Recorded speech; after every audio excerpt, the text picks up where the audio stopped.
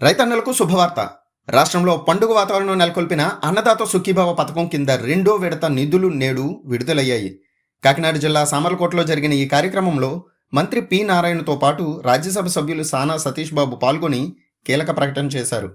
ప్రతి అర్హత గల రైతు కుటుంబానికి ఈ రెండో విడతలో మొత్తం 7,000 రూపాయలు, కేంద్రం 2,000 మరియు రాష్ట్రం 5,000 రూపాయలతో కలిపి వారి బ్యాంకు ఖాతాల్లో నేరుగా జమ కానున్నాయి.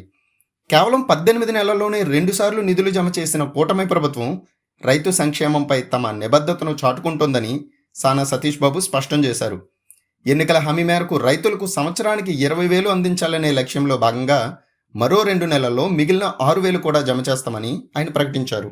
కాకినాడ జిల్లాలోని 1.5 లక్షల మందికి పైగా రైతు కుటుంబాలకు నేడు 99,88 లక్షల రూపాయల నిధులు మంజూరయ్యాయి. పంపిణీలో పారదర్శకత కోసం లోపాలను సరిదిద్దడంతో పాటు అనారోగ్యంతో ఉన్నా లేదా మరణించినా వారసులకు నిధులు అందేలా స్పష్టమైన మార్గదర్శకాలు జారీ చేసినట్లు ప్రభుత్వం తెలిపింది.